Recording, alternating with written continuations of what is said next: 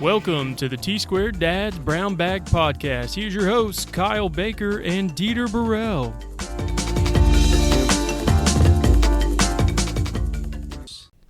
Welcome back to our podcast, guys. I got Megan Pope here, and we have an interesting topic that we want to share with you guys, just because a lot of the industry that we end up working in, especially the AE industry, is male-driven, and I think we all have to have a little bit of sensitivity training because it could just cross the line. What do you think about that, Megan?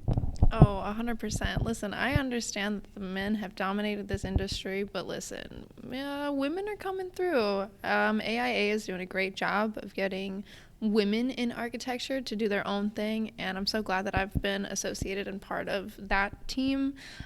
Just meeting, once a month to be like, hey, what's up, girls? How we doing? We'll have guests on, and that's pretty cool. It's just like girl powwow time, but at the end of the day, like, we're still women out here in this industry making a name for ourselves and doing what we got to do to show these boys that we can play too. It's not your world anymore. It's our world. You can share, and I think you will. I think that goes without saying. I think the guys tend to feel, especially the older generation, tends to feel like they have to dominate the situation, and in some dysfunctional manner, they always find themselves getting themselves in trouble. Just the way they communicate with people, they look at young ladies coming into the profession, even in situations that, especially when they're correcting errors or correcting behavior, they think they have more power than they deserve, as a matter of fact. Have you encountered any of that kind of behavior as you've been kind of working? A little bit. I did get mansplained how Windows worked one time, which had nothing to do with the question, but I got the full arm swing of showing how Windows open, but it had nothing to do with my actual window question. But it was one of those things I was like, what? So I've had encounters of things in conversations that were probably okay to say, maybe, 50s, 60s, 70s, but it's not those times anymore. And I think that's the other thing is some people just have to realize that times are changing, and I don't know, women, we're not stupid. We understand more, we are observant more, and we're not keeping quiet anymore about these things. We're finally able to express ourselves and talk about, our experiences within the work environment of, potential, harassment cases, if you so will, because it is, at the end of the day, a little harassing. If you tell me I have nice pants, bro, do not. It's one of those kind of things that just kind of rubs me the wrong way and isn't fair, because I'm still a professional in this work environment, and I'm 24, and it's a fine line, sure, of being confident and cocky, but not being arrogant, because sure, I don't know everything, and I don't know what I don't know, but at the same time, I know things, and you talk down to me I don't know things, and I'm who do you think you are? Why do you think you have the authority to talk so down to me? It's not cool. I know that when I was working at an office a while back, there was this young lady, Blair, and she came out of a program that was architecture driven, and she was very confident, and she knew where she stood in her sexuality just because of the way she would get dressed. But what was funny of it all, I think the staff, or the female staff that kind of managed the office, I think they were having meetings about dress attire or proper dress attire in the office. And I remember quite a few times me talking to her, to Blair, and telling her, it's hey, it may be a good idea if you just kind of cover them up a little bit. And her response was really blunt, and she says, well, it's not my problem if you have a problem with them. That's a real girl right there. Yeah, it's not our fault. It's not our problem. At the end of the day, you need to manage your own self. And if you can't handle it, then I don't know, maybe keep the comments to yourself. I respect you though. I respect you for like trying to help. I mean, we worked a lot side by side together because she was just a young intern. I mean, I was an intern, but I was like what 30-something years old, and she had just come out of college. And the only reason they brought her in is because some people had ties to that university, and they had invited quite a few people to kind of come work. And then she was one that was interested in moving to Pensacola. And it's usually tough to move into a city when you don't know people. But I remember her not realizing what she was getting herself into. And this usually happens in any office. You don't know what you're getting yourself into till you're there. And I remember her telling me, it's like, I don't like working with the people that hired me. I'd rather work with people like you, Dieter, and another gentleman that was there, because you guys seem more down to earth, and you're not hung up. You're not like children. Like, and I feel like I'm surrounded with children because some of the people that I was working with, I'll be honest with you, they played a lot of video games, and she was more of a people person. So she was more outgoing, go grab drinks, do things. And, I was a little too old, but my coming out of high school, the people that I hung out with were a lot older. I didn't go straight to college when I came out of high school. I spent like 3 years in the automotive industry. So the people that I hung out with were really older guys, were mature, and they kind of sort of took me under the wing and showed me how to hang out, more the social aspect. But so I think that's where she kind of connected with some of the older guys more than some of the younger guys. That she thought they were just childish in the way they can kind of reacted. I don't know if she ever had any uncomfortable situations, but I have been in other offices where there has been some borderline uncomfortable things that have happened, and in some cases, there's been some like hanging out after work, and find yourself drinking a little too much, and maybe kind of lean in for a kiss or get a handful of something. I've seen that before. So I don't think I've ever seen that in the last 20 years. But it's like I could kind of question that. There's one case and something that happened a long time ago. But have you encountered anything like that?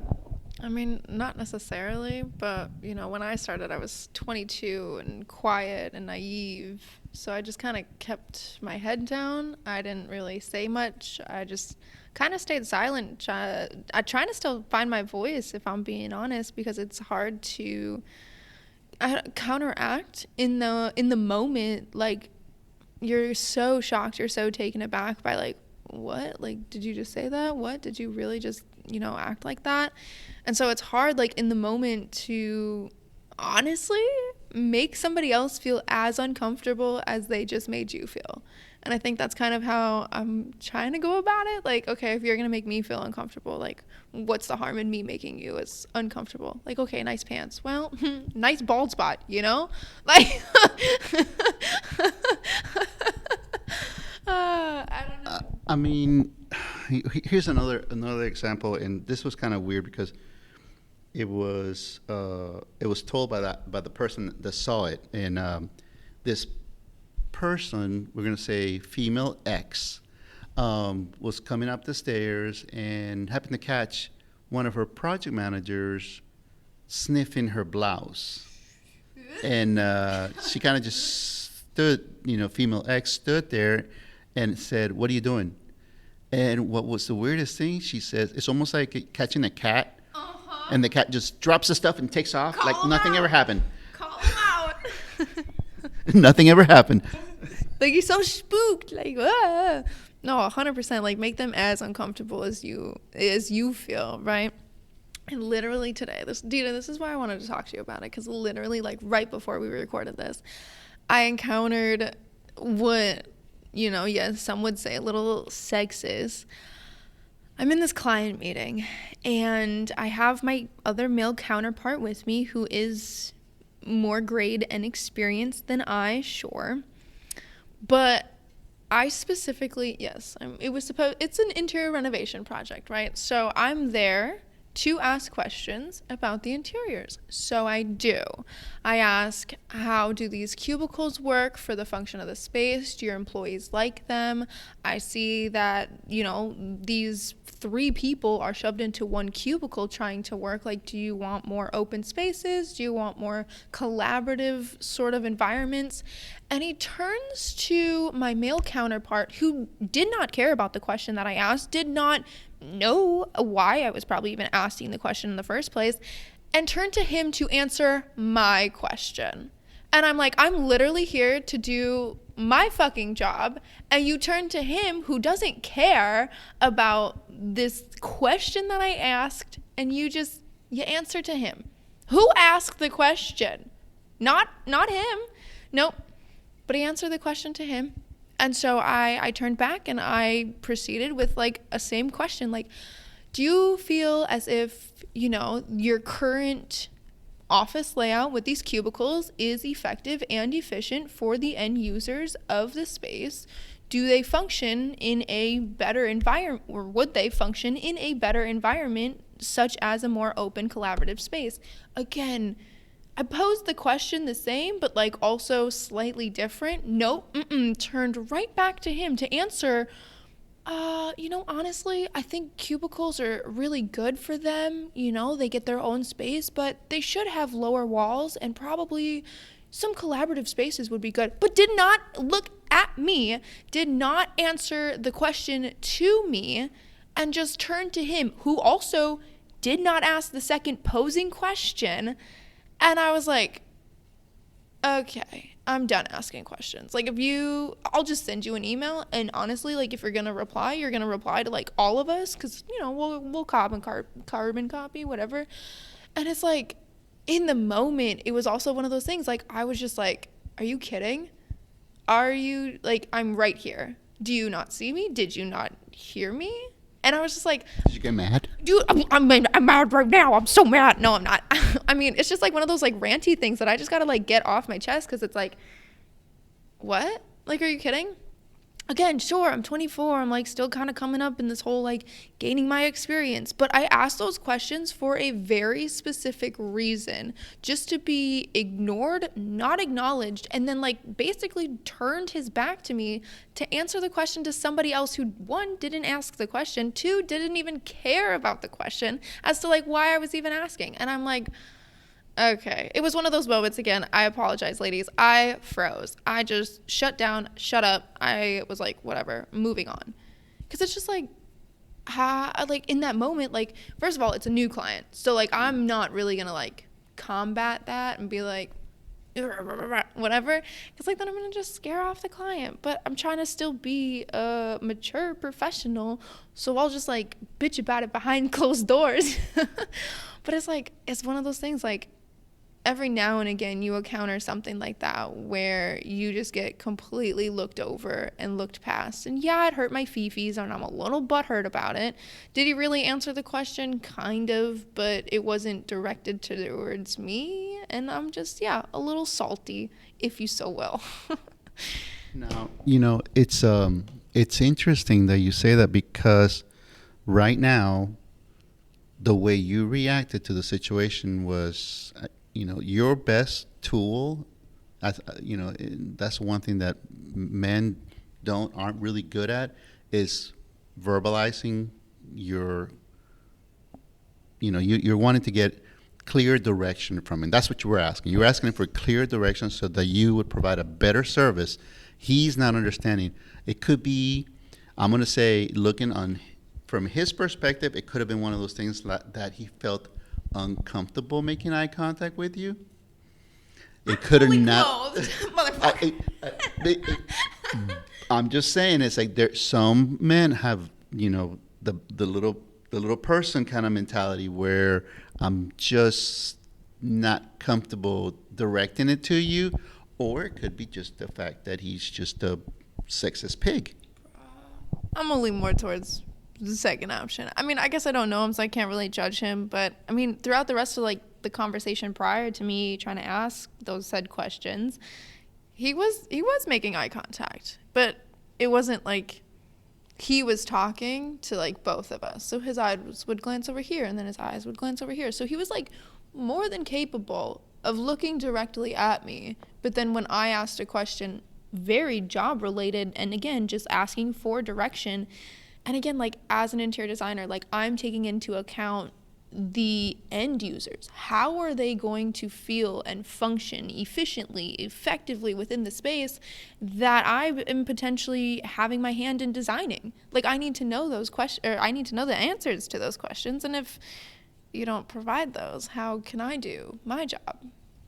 I think that's a fair statement, and I think that's you're playing your role. You're playing the role to try to make sure that you are providing him what he needs. But if he doesn't give you the feedback that you need, or he feels uncomfortable, or he feels like I shouldn't be talking to her, actually I should be talking to somebody else, then that really is a detriment to the whole situation of providing architectural interior design services for somebody. So if you're that one guy that's out there and he can't feel like he can't communicate with a woman that's intelligent and she's trying to do her job, and you have to make eye contact with a male counterpart, you need to kind of give, you got to put that ego or whatever that issue you have aside, because people deserve some respect, and I call it respect. It's like, because you're there, you're getting paid to do a job, and you're trying to make sure that you're providing the services that they need. So on that note, if you guys got any comments or any good suggestions for Megan, don't forget to hit the like button, subscribe, and we'll see you next time. Bye.